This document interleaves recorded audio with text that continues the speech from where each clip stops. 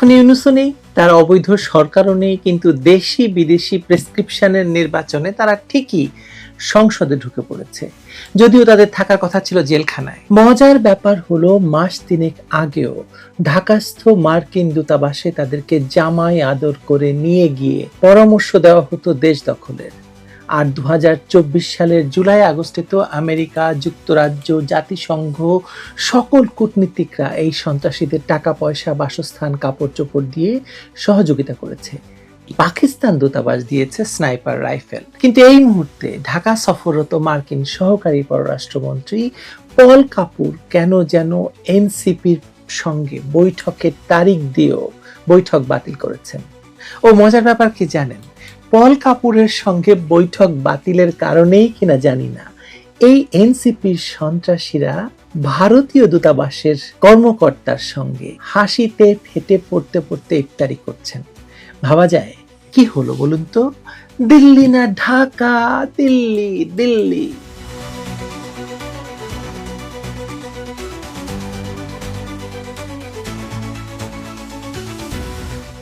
Doctor Mohammad ইউনূসকে ক্ষমতায় বসিয়েছিল জামায়াত ইসলামী।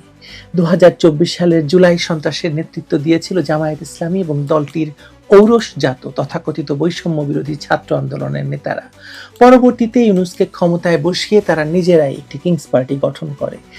সরকারি অর্থ, সুবিধা আর দেশের সেনাবাহিনীর নিরাপত্তায় দলটি বিগত 18 মাসের বেশি সময় ধরে কাজ করেছে, মূলত ইউনূস সরকারের ভাড়াটে মব বাহিনী হিসাবে। এই মব বাহিনীকে যখন আওয়ামী লীগকে নিষিদ্ধ করার প্রয়োজনে ডাকা হয়েছে, তখন তারা রাত দুপুরে যমুনায় এসে হাজির হয়েছে, বিনিময়ে তাদেরকে অস্ত্র, অর্থ, ক্ষমতা সব দেওয়া হয়েছে। আবার যখন ভারতের বিরুদ্ধে প্রয়োজন হয়েছে, তখন তাদেরকে ভারতীয় হাই কমিশন দখলের জন্য রাস্তায় নামানো হয়েছে। সর্বোপরি এই মবকে দিয়ে ইউনূসের ভারত বিরোধী এজেন্ডা বাস্তবায়নে দিল্লি না ঢাকা, ঢাকা ঢাকা স্লোগান দিয়ে সারা দেশকে উত্তাল করে তোলা হয়েছিল। বাংলাদেশের বর্তমান রাজনৈতিক প্রেক্ষাপটে জাতীয় নাগরিক পার্টি বা নাপা এই ভোল পাল্টানো নাটকীয়তা কেবল হাস্যকর নয়, বরং আন্তর্জাতিক কূটনীতির টেবিলে একটি দেউলিয়া সংগঠনের প্রতিচ্ছবি।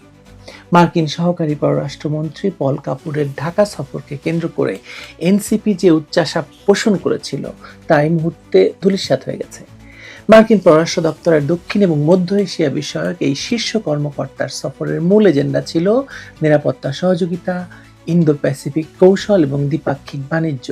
সেখানে এনসিপির মতো একটি ভুঁইফোড় এবং উগ্রবাদী সন্ত্রাসী কর্মকাণ্ডে অভিযুক্ত দলের স্থান না পাওয়াটা স্বাভাবিক ছিল। গত বৃহস্পতিবার সকাল 10টায় পূর্ব নির্ধারিত বৈঠকটি যখন কোনো কারণ ছাড়া বাতিল করা হয়, তখন এটি পরিষ্কার হয়ে যায় যে ওয়াশিংটন আর এই কিংস পার্টির কাঁধে হাত রাখতে চাইছে না। পল কাপুর, যিনি সন্ত্রাসবাদ এবং নিরাপত্তা বিশ্লেষণে একজন অভিজ্ঞ ব্যক্তিত্ব, তিনি সম্ভবত এনসিপির অতীত কর্মকাণ্ড এবং জুলাই পরবর্তী সময়ে তাদের ভয়ঙ্কর উগ্রবাদী জঙ্গি তৎপরতার বিশদ রিপোর্ট পেয়ে এই সিদ্ধান্ত নিয়েছেন। আমেরিকার এই প্রত্যাখ্যান এনসিপির জন্য একটি বড় থাপ্পড়, যা তাদেরকে দিগ্ভ্রান্ত করে তুলেছে, লাথিও বলতে পারেন। অথচ এই এনসিপি কিছুদিন আগে ভারতের বিরুদ্ধে জিহাদের ডাক দিয়েছিল। ফেলানি হত্যার 15 বছর পূর্তিতে গত 7ই জানুয়ারি গুলশান বারিধারা এলাকায় ভারতীয় দূতাবাস অভিমুখে তাদের আধিপত্যবাদ বিরোধী মার্চ এবং এখনো নগরবাসীর স্মৃতিতে দগদগে। আমরা ভুলে যাইনি, 7 সিস্টার দখলের ডাক দিয়েছিল হাসনাত আবদুল্লাহ সহ সার্জিস নাহিদও তাতে ছিল। সেদিন তাদের মুখে ছিল ইন্ডিয়া নো মোর, গোলামি না আজাদি এবং দিল্লি না ঢাকার মতো ভারত বিদ্বেষী স্লোগান। পুলিশি বাধার মুখে কাঁটাতারের সামনে দাঁড়িয়ে তারা ভারতকে হুঁশিয়ারি দিয়েছিল যে বাংলাদেশে ভারতের কোনো হস্তক্ষেপ মেনে নেওয়া হবে না। ইনকিলাব মঞ্চের মুখপাত্র এবং এনসিপি ঘরানার নেতা শরীফ ওসমান হাদির মৃত্যুকে কেন্দ্র করে তারা যে অস্থিতিশীল পরিস্থিতি তৈরি করেছিল, তা ছিল সরাসরি দিল্লির সঙ্গে ঢাকার সম্পর্ক ছিন্নের পায় তারা। হাদির মৃত্যুকে কেন্দ্র করে হাসনাত আবদুল্লাহর মতো নেতারা প্রকাশ্য জনসভায় ভারতের 7 সিস্টার্স বা উত্তর পূর্বাঞ্চলকে বিচ্ছিন্ন করে দেওয়ার হুমকি পর্যন্ত দিয়েছিলেন। সার্জিস আলমের মতো নেতারা আলটিমেটাম দিয়েছিলেন ভারতীয় হাইকমিশন বন্ধ করে দেওয়ার। এই যে উগ্র আস্ফালন, এর পুরোটাই ছিল তৎকালীন ইউনূস সরকারের প্রচ্ছন্ন মদদে। সরকার প্রধানের প্রেস উইং থেকে হাদির মৃত্যুর খবর প্রচার এবং তার চিকিৎসার ব্যয়ভার বহন করা প্রমাণ করে যে এই ভারত বিদ্বেষী গোষ্ঠীটি ছিল সরকারের পালিত লাঠিয়াল বাহিনী বা মব বাহিনী। কেন ভারতের প্রসঙ্গ এখানে টানলাম আমেরিকার প্রসঙ্গে কথা বলতে গিয়ে? কারণ খবর শোনা যাচ্ছে যে ভারতীয় হাইকমিশনের সঙ্গে এনসিপির যোগাযোগ হয়েছে। এনসিপি নেতারা ভারতীয় হাইকমিশনের সাথে তাদের যোগাযোগ বৃদ্ধি করার প্রথম পদক্ষেপ হিসাবে ভারতীয় হাইকমিশনকে দাওয়াত দিয়েছে তাদের ইফতার পার্টিতে। বিরাট টাকা খরচ করে এই নবগঠিত দলটি গুলশানের 5 তারকা হোটেলে ইফতার পার্টির আয়োজন করেছে এবং সেখানে সকল দূতাবাসের প্রধানদের সঙ্গে ভারতীয় হাইকমিশনের পক্ষ থেকেও দাওয়াত দেওয়া হয়েছে এবং ভারতীয় হাইকমিশনের পক্ষ থেকে যিনি এসেছিলেন তার সঙ্গে তাদেরকে হাসতে হাসতে ইফতার করতে দেখা গেছে এবং আলাদা করে তারা কথা বলেছেন।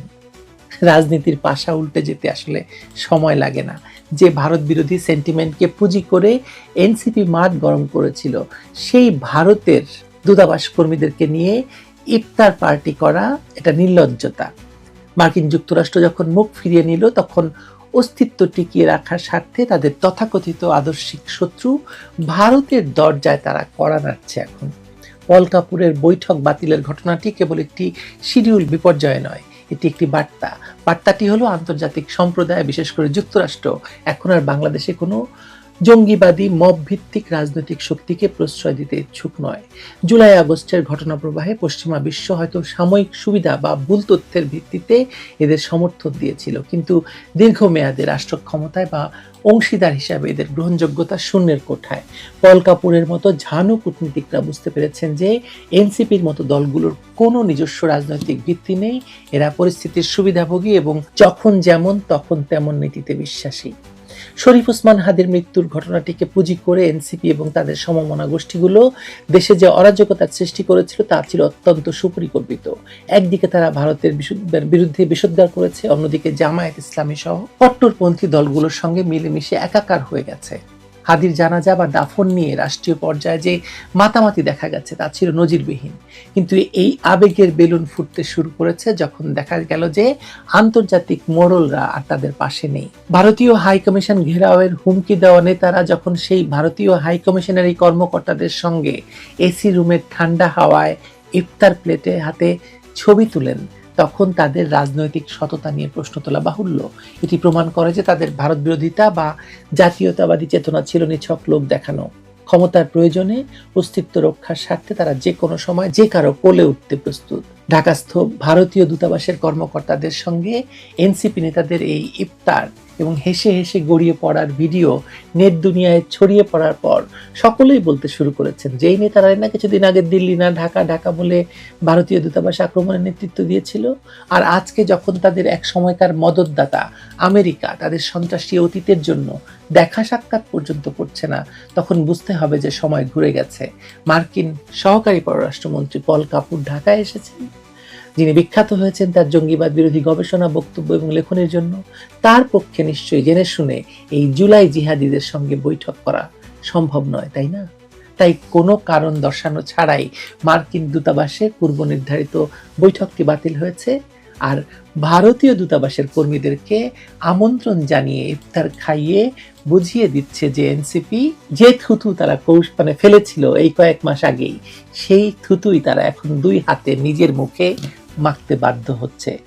রাজনীতি ঘুরে গেছে, জুলাই সন্ত্রাসীদের বিচার এখন সময়ের অপেক্ষা মাত্র।